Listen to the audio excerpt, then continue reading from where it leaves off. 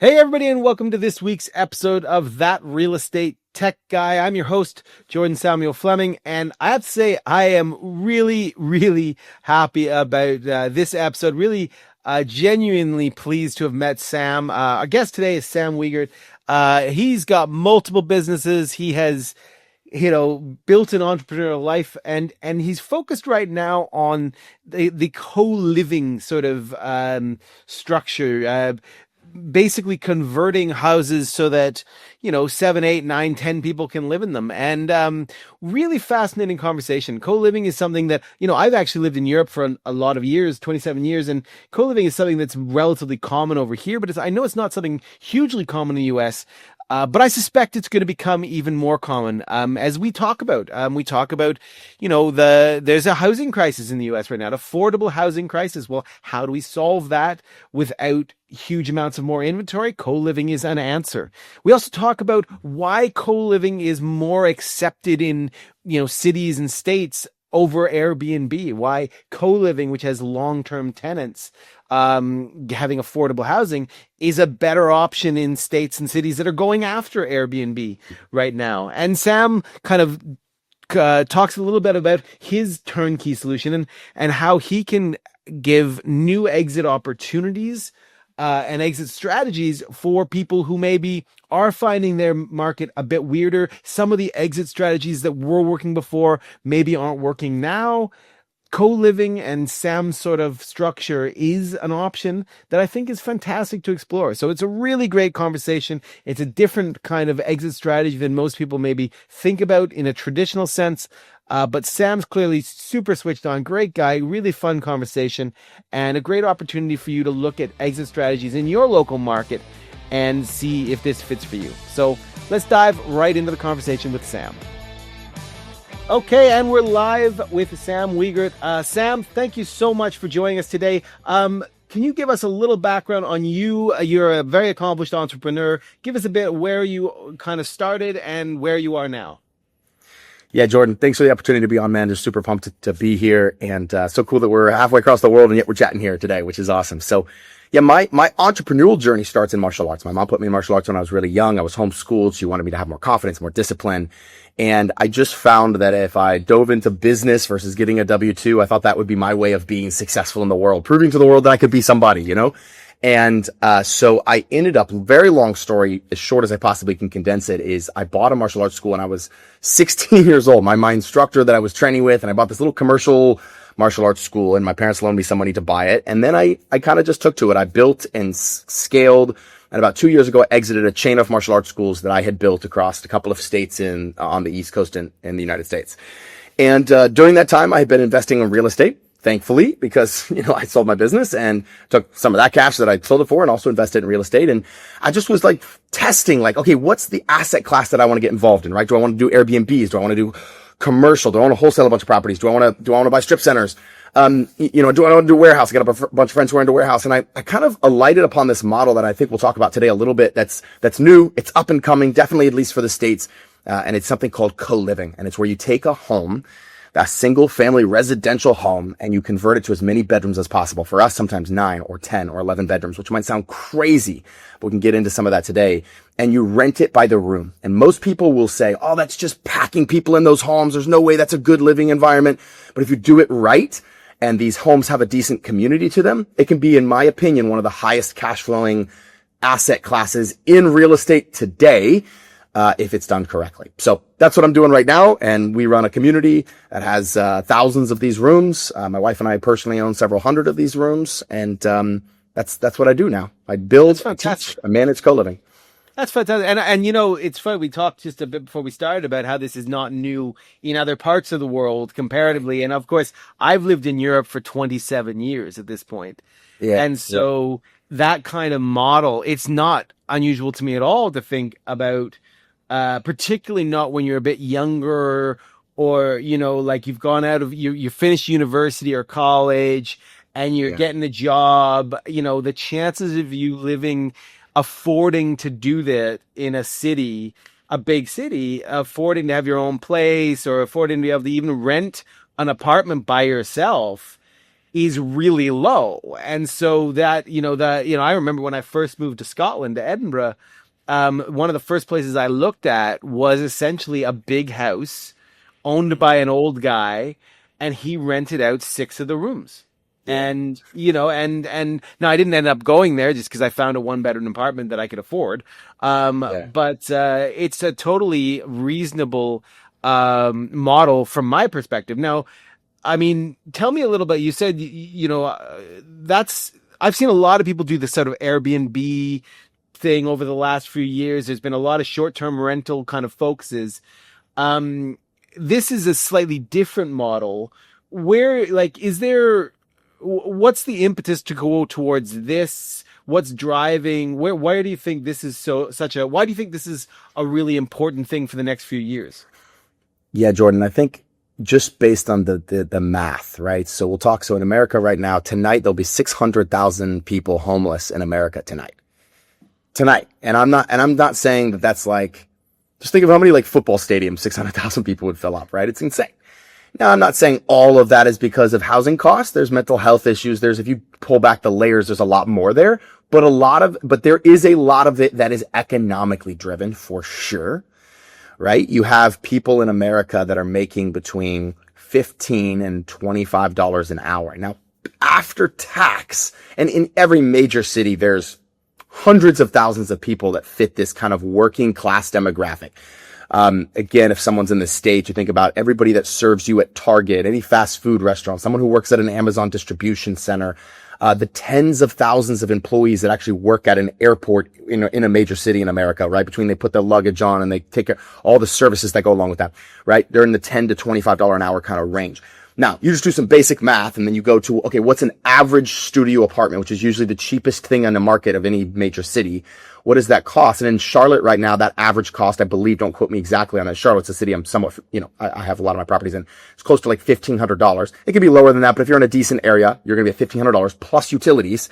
And you just do some quick math on that. You're like, okay, $1,500, that's 18 grand a year plus utilities. So call that a couple hundred extra bucks. Now you're adding on, another 4 grand extra, 20 grand a year. Economically, if someone wants to live a life and live, the math doesn't math. And so there has to be a cheaper option, right? And that cheaper option doesn't exist except for investors like me that have said, okay, I'm going to, and I call it being an inventor. Like I'm inventing a new price point and I'm putting on the market because I can put a room that includes all utilities that yes, shares a common space. Yes, shares a kitchen, but I can put a room on the market about half of the cost, 50% of what it would cost for a studio apartment. So I'm undercutting the cheapest thing in any city by 50%. So it's just a lot of it's economically driven. I mean, there's a small percentage that is like, hey, I had a housemate, one guy that lived in one of our houses one time, and he left his tax form out on his desk, and I was in the house for something. I looked down, and this guy made almost $100,000 a year, US dollars. And I remember thinking like, this guy's paying me like $700 a month. Like this guy can afford more, but he was here. He was working for Bank of America. He was in Charlotte. He was sending all of his money home to his family.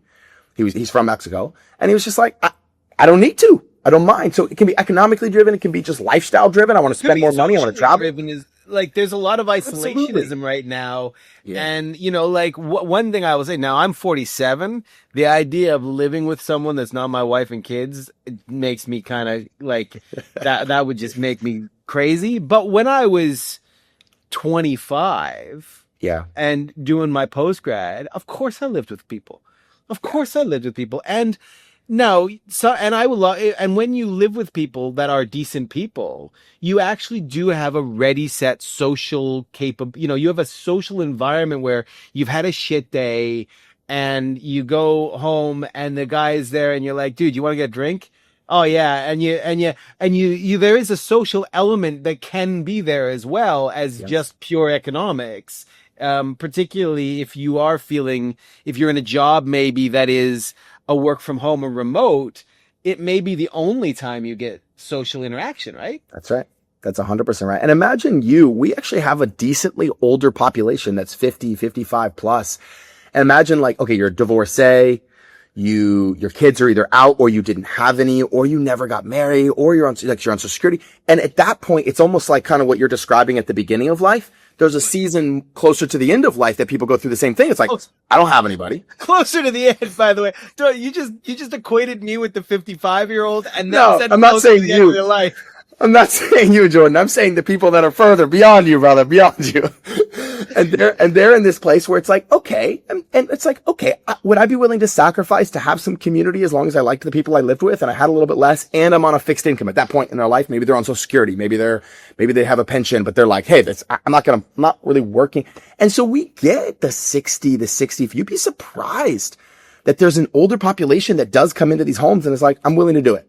Like I've been, my life has changed or something happened. I got divorced. My wife passed away. I mean, we'll have that. I don't have any kids or they're out of their house. They're gone.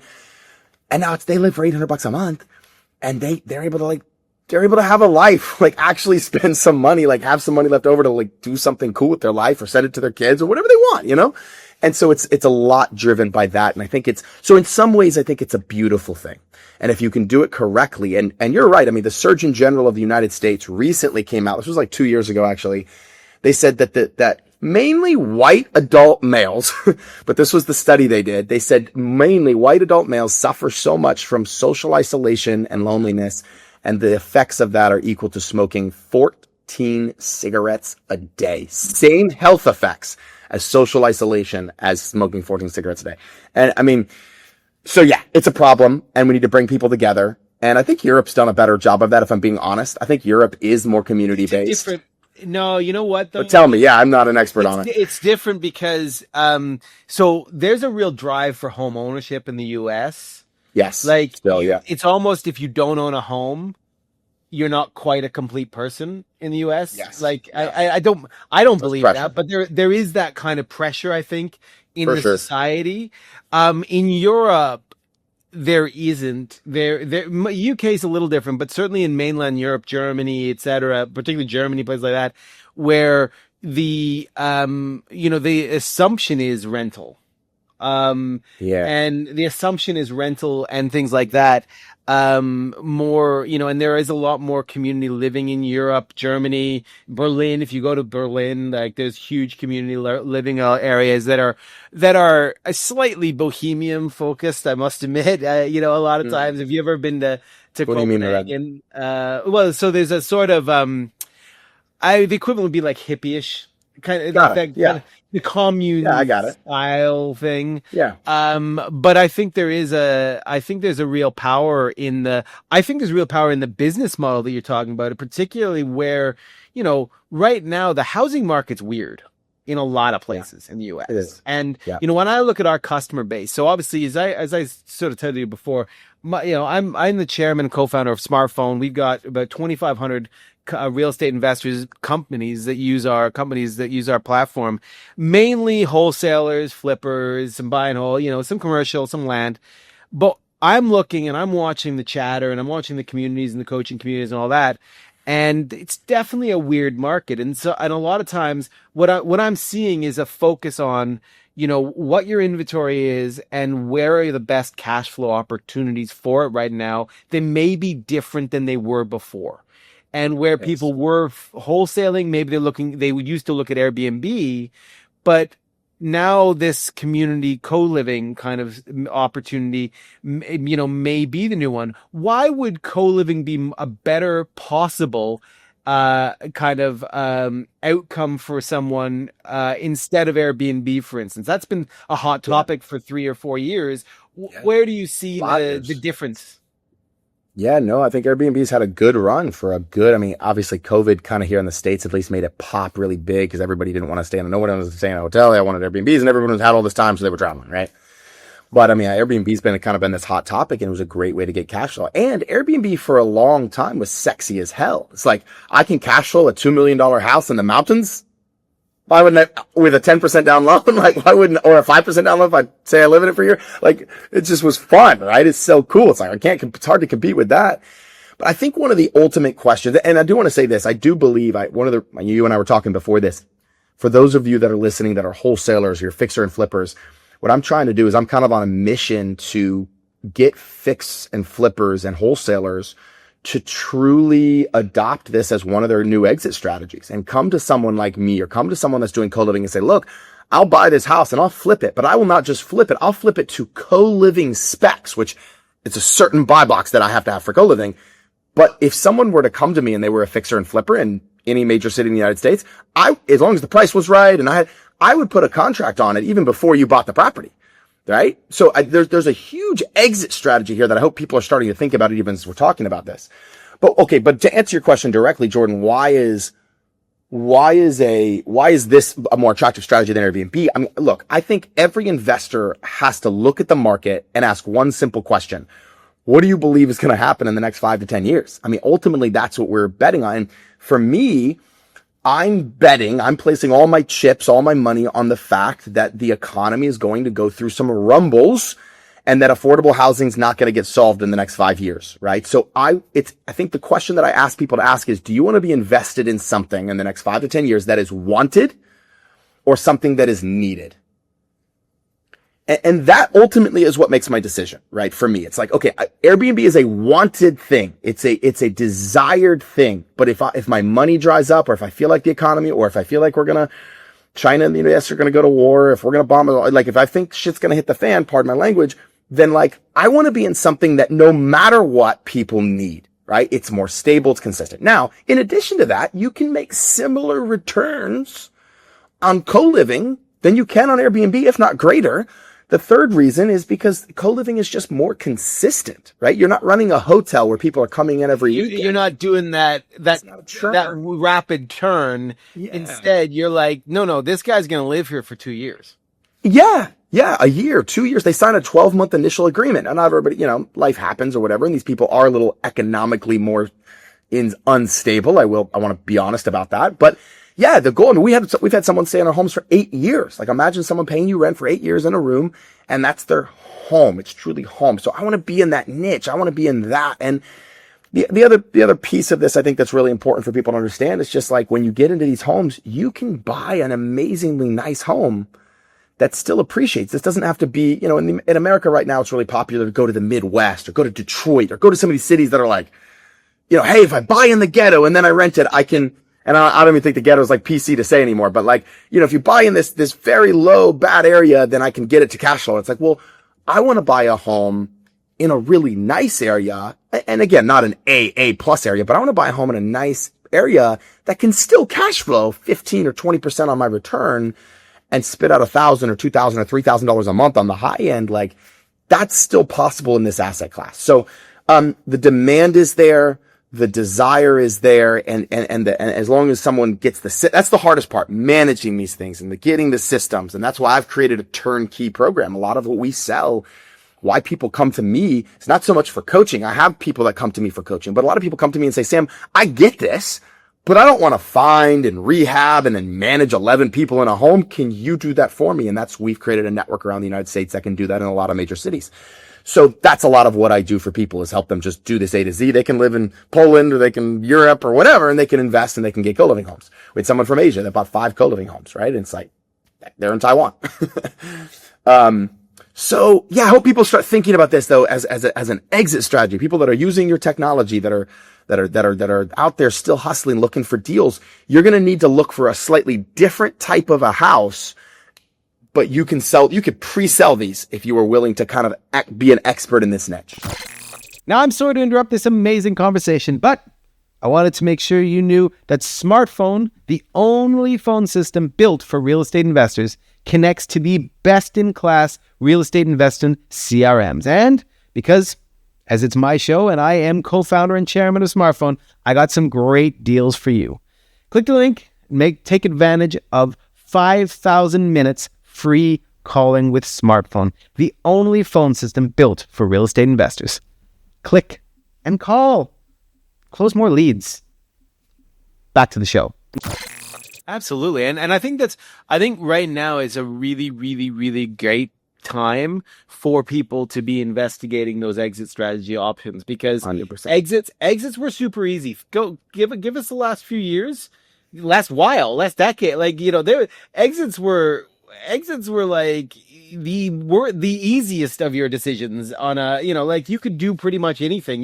Right. You for a long time you could screw up your fix and flip numbers and Yes. still make money, and you Yes. weren't really concerned, and it got sloppy. A lot of people got sloppy, and that sloppiness, whether they weren't keeping, they weren't being tight on their cash, on their forecasts, on their contractors, on their holding costs, that sloppiness is fine when everything's rosy, That's right. and disappears completely when shit hits the fan. That's right.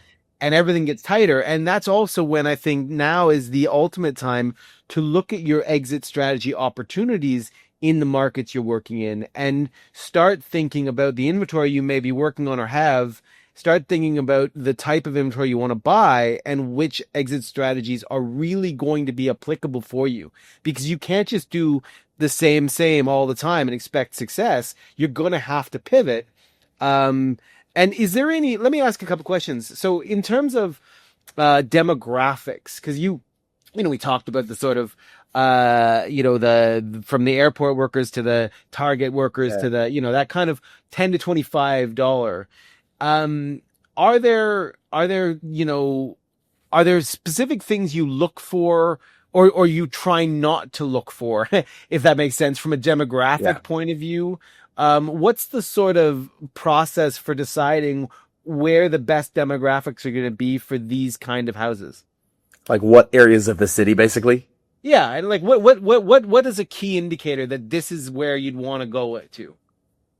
Yeah, I mean, okay, I'll start big picture and I'll kind of work to a little more small picture. I mean, first you might say, well, what city in America needs this the most? Well, pretty much any major or tier 2 city. So major city is going to be your New York, Chicago, LA, Miami. Your two tier cities are going to be your Jacksonville's, your San Antonio's, your Dallas. Dallas might be a tier 1 city now. But I mean, all your major cities are going to have a need for this, in general. Now you can test the need. Like when we go into a new city, not the big cities, but we go into a smaller city and we want to test, we'll literally run test ads before we buy a single property just to see, okay, where are people responding to what price point? Like I went into a town called Asheville, North Carolina. It's where I live now. 50,000 people, tourist town, not expanding. And I was so nervous. I bought this 8-bedroom home and I was like so nervous. I was like, I don't think I'm going to fill this. I put the price point super low but I was like, let me test the market first. We ran some ads and we had like 100 responses within like 4 days because we realized affordable housing is actually more needed in this tiny city than it was in the big city 2 hours away. So it just depends, and you can test it with test ads, the whole little process that we do. And now I have enough students and enough people that I know in almost all these cities. I can just call them up and say, how many leads are you getting? What's your vacancy rate? What's your occupancy? We have a lot of data specific in my community now to different cities, which is great. So that's number one. Number two, once you go into a city, you might say, well, what area of this city? Well, we always say two things. One, you want to be in a commute distance to those employers that we just discussed. So commute distance in San Francisco is obviously very different than a commute distance in Charlotte. In Charlotte, people will drive 30 minutes. In San Francisco, they might drive an hour, and that's okay. It just depends. So you got to know your city to say, where are these people working? And I want to be as close as I can possibly to those working areas, right? The second thing is you have to find an area that doesn't have any HOA, right? So you're not, there's these governing bodies in America called HOAs. They're a pain in the ass and they can shut you down in a heartbeat. So no HOAs. And then the third thing is, does this house, does putting a house with 9 or 10 or 7 or 6 or whatever people, does it fit that neighborhood? And I was convinced. I was talking to one of my students recently and he was trying to convince me that he should buy in this really nice neighborhood. And I got on Google Earth and I drove the neighborhood and everybody had a white picket fence and their grass was perfectly mowed and there was nobody parked on the street. And I was like, Don, his name was Don. I said, Don, do not buy this home. You're going to stick out like a sore thumb. Every neighbor's going to call the city on you. Like, it's going to be a pain in the ass. He was like, no. We've got membership agreements. We can do this. I said, no, man. So finally I convinced him. And the next week he went to another neighborhood and he sends me a video of this other neighborhood.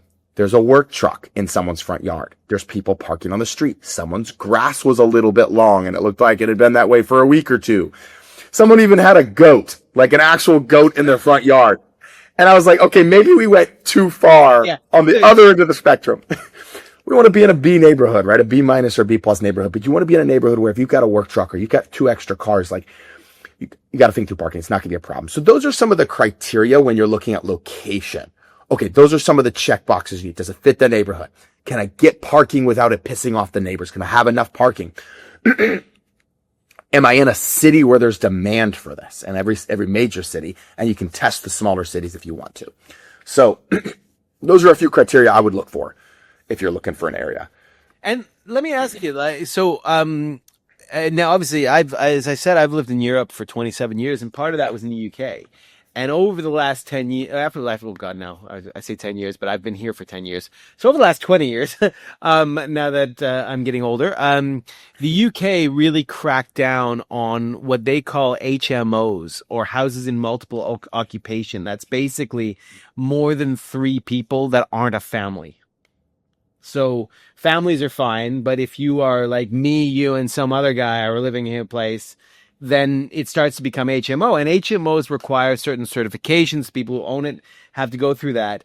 Is that happening in the US? Does that exist in the US? Or is that a concern as states or cities, because cities can do this as well, start to see a possible revenue stream from this? What do you think? I will say this. I mean, it's still somewhat the Wild West. Meaning it's new. Cities and states haven't fully wrapped their head around it yet. I would say, I always use the comparison, since we've talked about Airbnb in this podcast. I would say I always use the comparison of Airbnb. Airbnb, every city is attacking those viciously. With co-living, we're seeing a lot of the opposite. We're seeing a lot of openness to the idea. There are some companies that are actually lobbying for better regulations. We're seeing states like Colorado, the entire state, the governor just signed a bill into law that said he literally signed a bill into law saying that no local jurisdiction, so no city, no county, no whatever, no municipality can regulate the number of unrelated people in a home. So Colorado, Oregon did something similar. the state of Washington did something very similar, where they're like, we get it. And if 8 adults want to get together and share a house, it is not the government's business to do that. That's what the guy in Colorado, that's what the governor of Colorado literally said. He's like, it's not our business to regulate if 8 adults want to share a house. And obviously Colorado has a huge affordable housing problem in these tourist cities. It's very expensive to live in Colorado. So I say all of that to say, that's kind of where we're at right now. We're seeing a lot of positive regulation. Now, are some cities fighting it and taking people to court? Yes. We've got a whole legal strategy behind it. I think eventually there will be regulations around it. We're just hoping for the best regulations. We're helping some of these cities write these regulations and actually create them so they're favorable to co-living, and helping them understand what this is and how it can solve affordable housing. It solves affordable housing with 0 government subsidies. That's the cool part. Every city in America right now is trying to increase density. They're reducing parking requirements. They're reducing lot requirements. City of Charlotte just came out with a new regulation where you can build a duplex, triplex, or quadplex on any single family lot. So they're trying to bring people in and make it more affordable to live so they can have smaller. This does that without any new regulations. This does that without any government money. Ruining buildings and plots. You do have that, and I forget the acronym, what it is, but I remember I was, Thatch was talking about it the other day, that where you build an extra dwelling on your, you've got a house with a relatively large. Yeah. Yeah. And that is seen as one avenue of helping the affordable homes crisis. But to your point, I think you make such a valid point around the difference between this and the Airbnb is that the Airbnb for the neighbors is a constant stream of parties, new people. Of like, it's a hotel. It's a hotel, and as well. Now, I was in an Airbnb in London with my family last week now, and I sent the owner a message apologizing because I couldn't take the rubbish out. We were running to the airport. But I'm a conscientious person, so I collected everything, and the dishes were washed and all that sort of thing. But that's not everybody, and Airbnb is one of the biggest problems is, the neighbors are like, God, here's another 5 people who are having a party at 2 a.m. But that's not what co-living is, because that's their home. Yeah. And that's the real difference exactly here. Right. It's just a very simple formula. It's like, okay, Airbnb takes housing off the market that people need to live and makes it a vacation thing. And co-living puts it back on the market. So it's a very simple trade-off when it comes for a city. It's just like, oh, okay, that makes sense. That's fantastic. And you touched on this sort of like, one of the things that I always think about in terms of short-term rentals, or even just, buying and holding, because you have to deal with tenants, you have to deal with people. And you mentioned you have a sort of turnkey solution. Obviously, if you've got someone who's wholesaling right now, or flipping, and is looking for another exit strategy, and thinks this is interesting, your turnkey solution, how do you help in terms of like, how much of a turnkey is it? How much can they just kind of get those properties over to you and not worry about tenants and leases and finding tenants and all that? What is the sort of level of program you have? Yeah, our turnkey service is literally A to Z. So what we'll do is if someone comes into us, we will literally, like, the only thing they have to do is have an understanding of co-living, like at a high level, and they're going to ultimately be buying the property. But we will help them get financing. We have the lenders that know co-living and that can lend on co-living, which in and of itself, that's a huge project, because some people are like, wait, well, you're going to do what with this home? How are you going to get this to cash flow? So we bring in the lenders, we help them get the loan. Even if they need to raise capital for their first deal or their first couple deals, they will. Now, we like to work with people who have enough money to do a couple deals because we want to move fast, and raising capital can take a while. But we have a program for that. We'll find the lenders, we'll help them. Then our team goes out and sources properties in about 8 or 9 different cities that we have. We're constantly sourcing properties, 8 or 9 different cities in the United States. We present those properties. We underwrite those properties. We go in and look at those properties. We lay out where all the rooms are going to be. Okay, we're going to put a bathroom here. Because every co-living property needs some sort of a conversion, right? Walls. Of course. Closets, an additional bathroom or 2 built, finishing out the basement. We're trying to maximize bedrooms. So we'll go in, our team will lay all of that out. Then what will happen is we'll come in and we'll negotiate the property. Now we have a secret sauce. We'll negotiate for the seller of the property to pay for the rehab. Now we're successful with that with probably 85% of our deals. So if this rehab is going to cost 30 grand, 40 grand, 50 grand, we get the seller to pay for it so it doesn't have to come out of the pocket of it. It's like one of our big negotiation tactics. We negotiate it because all of our guys are trained on this technique called the invoice authorization. So we train them on that. And then we go in and our contractors actually rehab it. We're sending weekly updates. You could be literally in Poland. I'll just use an example. You're in Poland. You're getting weekly updates, video walkthroughs. Hey, here's where we're at this week. We're behind a little bit here, but we're ahead here. Okay. Then our designer comes in and furnishes the property, because now we don't furnish the bedrooms because we want we call it the room. Actually, the guy in Berlin that we were talking about taught me this phrase. He said, Sam, I believe the room will be the new apartment for America eventually. It's just not there yet. So it's like the room is the new apartment. If the room is the new apartment, like I want you to move your own stuff into. It's yours. I want it to be yours, not here's my take on short-term rental. Yeah, short-term rental. I'm sleeping in someone else's bed. No, move your bed. So it's like, okay, so we furnish the common areas though. We make them badass. We make them super cool. We decorate the outside. We do a bunch of things. We put all the tech, thermostats that are lockable, digital door locks that connect to Wi-Fi, right? So we can change all this stuff, cameras everywhere, right? We want this to be safe and clean. So we set up all the technology, smoke detectors, special smoke detectors, things like that. And then we stick it in our, so after all that's done, then we come in, we clean it, we get pictures, and we go live with it. And then we stick it in our management portfolio. So the same companies, they're different companies. Now, I own one of the companies, but we have a management company, and we stick it in the management portfolio and we manage it. And, so it is truly like, we had a guy that lived in LA. He flew to Charlotte 2 times, but he bought 5 homes with us this way, right? And he only flew to Charlotte 2 times. And the rest was just through updates. Here's your homes. Here's your properties. Now, since then, he's come and he's checked on it. He's owned them for a while now. So he's checked on them a couple times. He wants to walk his properties, but they're in our management portfolio. The same company that manages my personal properties here in Charlotte manages this we call it my inner circle students. So it's a huge offering. To be totally honest, when we first launched it, we sucked so bad. We had to give a bunch of refunds on the program. We literally did. We were like, we thought we could do it. That's a learning experience. Like, nobody starts painful. Genius. Nobody starts at 100%. It was painful as heck. Yeah. But now we've cracked it. We've kind of got these affiliates. We've got these markets. We're vetting contractors. We're launching new cities. We got a lot going on. That's really, really, really powerful. So, that's kind of what we do. And I think if I were to say something to the guys listening to this, I would just say, look, I mean, when you're the biggest thing you want to look for, I'll give kind of three big things that you need in your buy box for a co-living home. One, we already talked about location, where you're going to buy it. Two, size is the biggest determination. Size and no HOA. But after no HOA, if you're in a non-HOA neighborhood and it fits the neighborhood, then you're looking for a home that's above 2,000 square feet. Now, for me, I try not to look at any homes that aren't, I try to look at even 2,500 square foot or bigger homes. We have some big ones. We have some 3,000 square foot homes, 3,500 square foot homes. One of my buddies has an 11 bedrooms that's 3,500 square feet. So there's a lot. And you want to look for size. And then you want to just look for how many bathrooms does it have. For us, there's a ratio that will never go above. It's 3 people sharing 1 bathroom.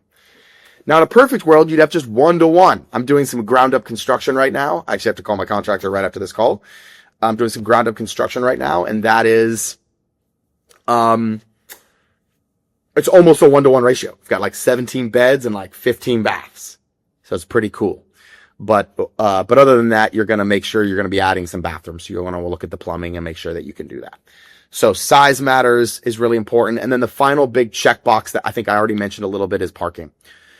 Is there street parking available? For us, we have a formula, and the formula is if you have 9 people in the home, you need 2/3 the number of people to parking spots. Parking spots to people. I said that wrong. So you have 9 people, you need 6 parking spots. You might say, well, why don't you need 9?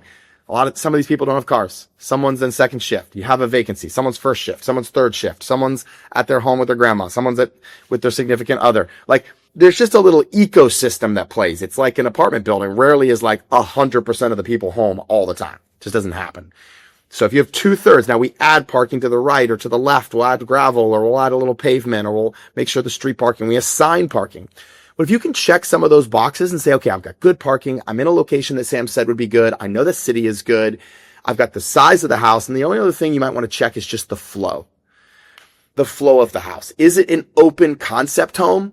Because nobody wants to, in America in 2000s became very popular to have these the living room flows into the dining room, flows into the kitchen. And it's all just super open concept.